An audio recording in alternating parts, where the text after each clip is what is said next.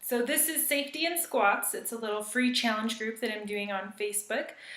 Um, so what we're going to be doing this week is learning how to squat safely, and then also doing a little challenge of certain number of squats, certain types of squats per day, and then reporting back how we do. So getting started, we want to learn how to do a squat safely. I'm just going to kind of review the basics of it and then kind of give you some tips as to what to avoid that causes hip, back, and knee pain. As a physical therapist, I often see those injuries due to certain things. Now, obviously, just because you're having knee pain, it doesn't necessarily mean that it's exactly caused by doing a squat round. The body's so dynamic that you can never know if it's coming from the feet or the hips or the back. But we're going to review why squats often cause pain and try and correct those.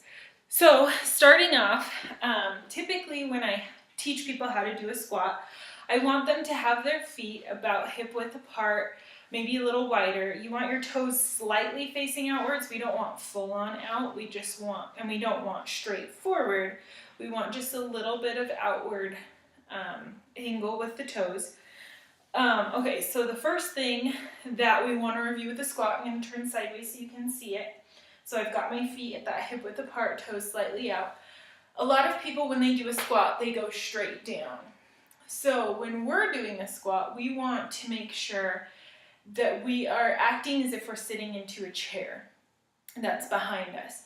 So we want to sit back as if our butt is reaching for that chair.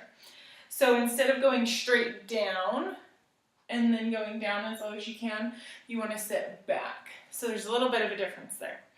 That's going to protect the back, the knees, the ankles, everything. So making sure that you're going back instead of straight down. And especially, I don't have very flexible ankles, so I can't go very far staying forward, so I have to sit back. But if you're really flexible, a lot of people get into this habit, so you don't want to be there. Okay. Next thing that we want to work on is chest up. So as you're squatting down, a lot of people will round their back and do this. Now you don't want to do that because that's going to cause excess pressure on your low back, which is going to cause low back pain. So you want to keep your chest up nice and tall. So you start with your chest up. Just make sure that your chest is always pointing forward as you squat back. Okay? So chest up. Next thing that we want to work on is engaging the core. So how I teach this, if you think of your pelvis, you put your hands around your pelvis here. If you think of it as a bowl, you can tilt that bowl back and forward. You can tilt it back and you can tilt it forward, kind of like sticking your butt out and pulling it in. So what you want to do is find that neutral position. You're not fully tilted back and you're not fully arching forward. You're kind of somewhere in between. At that point, you're going to engage your core, pulling your belly button into your spine and bracing as if somebody was going to come by and punch you in the stomach. You want to keep that nice and tight. Then, from there, you're going to go down into the squat. Now what this is going to do, it's going to protect your back from rounding down. You don't want to round it like this, and you don't want to overarch like that because that's going to cause excessive lumbar pressure. So we want kind of a flat back through here with the chest up. So keeping that core engaged and keeping that pelvis tilted into a neutral position is going to protect that low back. So chest up, engaging that core, pulling that tummy in, and then going down. So kind of a flat back as opposed to overarching or tucking that in. You want it nice and flat, which is going to come from that core being engaged.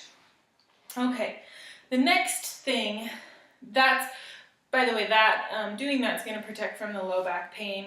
It's also going to help with some hip mobility. If you have hypermobile hips, it's going to protect those as well. So the next thing we want to focus on is knees. So a lot of times when people get into that habit of going straight down, you can see that my knees are going out over my toes. So that is going to cause excess pressure in the knees. It's going to cause a lot of knee pain. So what we want to do is make sure that when we're squatting, we're going back so that our knees are behind the toes. You want it to, you want to stay behind the toes. If you were to come over your knee, you should be able to still see your toe as you're squatting down. Okay, so that's going to protect against that excess shear pressure on the knees. So the final thing, and the thing that I find to be most easily corrected but most under-taught, is as you're squatting down, especially females, but I've seen a lot of males do the same thing, so it's not necessarily just because we're females or whatever, but a lot of times women in particular will just come with their knees slightly together as opposed to keeping them spread out over the feet. So as you squat down, you want to make sure that your knees are staying over your feet. I even sometimes go a step further and just exaggerate that. Pushing your knees outward is not going to be as damaging as letting your knees come inward. So sometimes when my patients are struggling, I say push them out even wider. If you're still having knee pain while you're doing these, push your knees out wider. Try that, see if that helps. And sometimes that does, and it takes care of it. Sometimes obviously there's other things going on. Sometimes you just can't go as deep into your squats, but I find that this is one of the most frequent causes of knee pain. Now, why this happens is not only because, oh, we're just not taught to keep our knees out, but it's also weakness in the hips. So if you find that you're doing this a lot and it's really hard for you to correct, work on strengthening the outside of your hips. Also, you want to strengthen the inside of your quads. Now, you can do that by doing straight leg raises, laying on the ground with your toe turned out and kind of focusing on that muscle. Also, just doing wall sits with those knees spread wide is going to work the overall quad, which is going to kind of equalize out that the strength there. So, as far as form, those are the main things that I always focus on with patients. So making sure that your toes are angled out just a little bit, your chest is up, your core is engaged to protect your low back, your knees stay behind your toes, and your knees stay wide as you squat down. Don't let them come in, keep them wide. And those things, when I correct those for patients, oftentimes whatever pain they're having, if it's caused by a squat, is reduced or completely eliminated. So it's something to try and something to work on. So for our challenge today, I want you to practice up doing these squats. Do them in front of the mirror, face sideways. If you want to, record yourself and post it on our Facebook page, and I'll look at those and kind of give you some tips and advice if you feel like you're not quite getting it.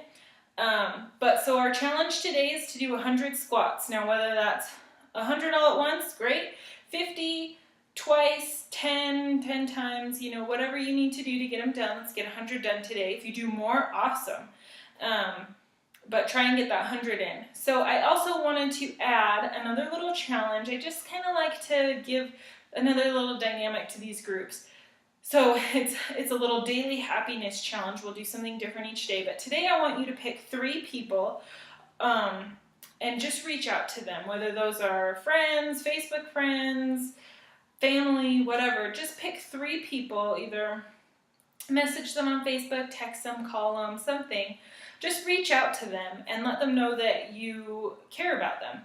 And that's going to make their day a little bit better, and it's going to make your day a little bit better for doing something. And just catching up with people. That always makes me happy.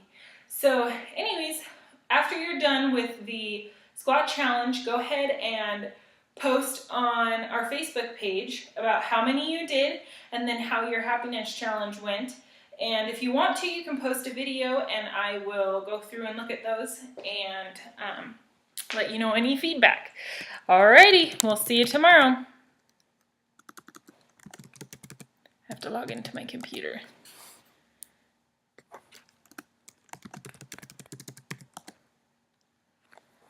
to stop the video.